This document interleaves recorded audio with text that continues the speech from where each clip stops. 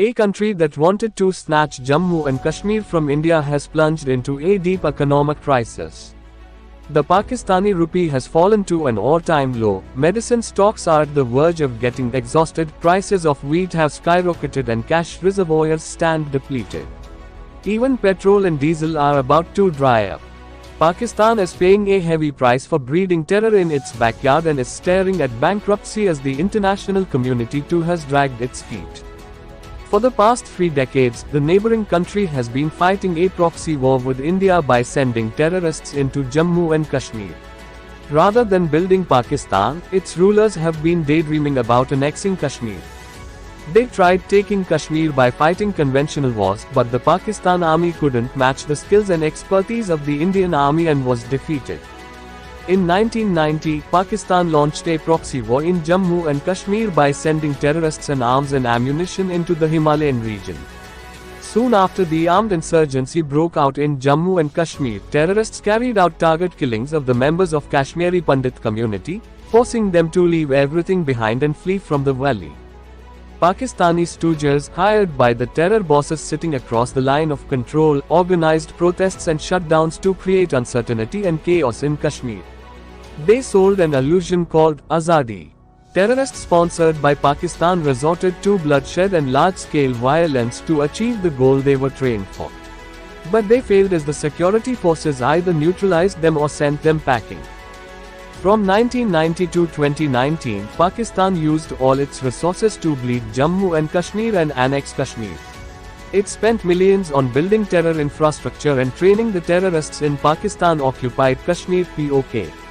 The neighboring country pumped Hawala money into Jammu and Kashmir through various channels to orchestrate violence on the streets and to disrupt normal life. It didn't leave any opportunity to bleed India. The attack on Parliament in Delhi and the Mumbai terror attacks are grim reminders of how Pakistan-sponsored terrorists infiltrated into the metropolitan cities of India to target innocent people. Pakistan turned Jammu and Kashmir into a theater of terrorism as the terrorists carried out numerous attacks on security forces, civilians, politicians and others for 3 decades. New Delhi's August 5, 2019 decision, when the centre announced its decision to abrogate Jammu and Kashmir's special status and bifurcated it into 2 union territories, Pakistan-sponsored separatists and terrorists used to call the shots in the Himalayan region. However, Jammu and Kashmir complete integration with the Union of India changed the entire scenario. The bold decision taken by the Prime Minister Narendra Modi-led regime to end the 70-year-long status quo proved to be a decisive step towards ending Pakistan-sponsored terrorism in Jammu and Kashmir. Desperate attempts of the neighboring country to challenge India's decision to revoke Article 370, a temporary provision in the Indian constitution, went in vain as the international community, including Muslim countries, closed all the doors on Pakistan leaders by terming New Delhi's decision as its internal matter. After facing defeat on all fronts, Pakistan is grappling to make its ends meet and provide 2 square meals to its citizens.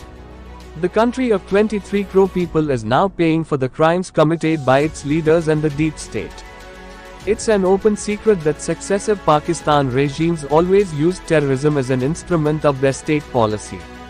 Rulers overlooked governance and focused all their energies on using terror as a strategic weapon.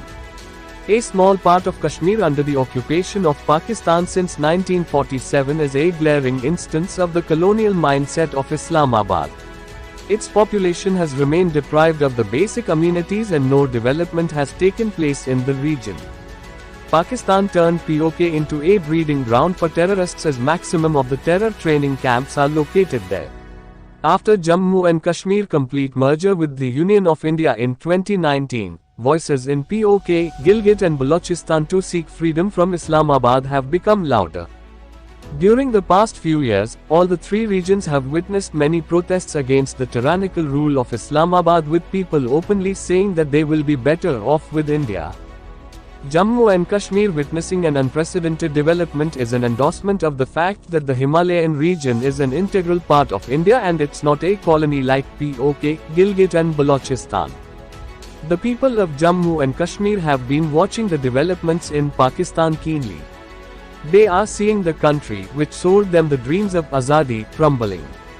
They have understood that the gun which was sent by Pakistan brought nothing except destruction and led to graveyards coming up in every nook and corner of Kashmir.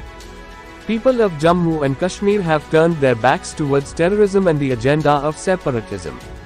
They are seeing how people in Pakistan are struggling to purchase wheat, medicines and milk. How difficult it's for a common man even to feed his family, while people of Jammu and Kashmir have been provided with all the facilities. The government has never allowed them to feel the pinch, as the helmsmen have always focused on increasing per capita income. They have always tried their best to keep the prices of essential commodities under check. The economic crisis being faced by the people of Pakistan should serve as an eye-opener for the ones who acted as stooges of the neighboring country in Jammu and Kashmir. The country which is unable to feed its own people is still dreaming about Kashmir. If Pakistan doesn't give up its obsession with terrorism and Kashmir, no one can save it from turning bankrupt. Its rulers need to understand that Pakistan is collapsing and the world is least interested in helping the country which supports violence and breeds terrorism in its backyard.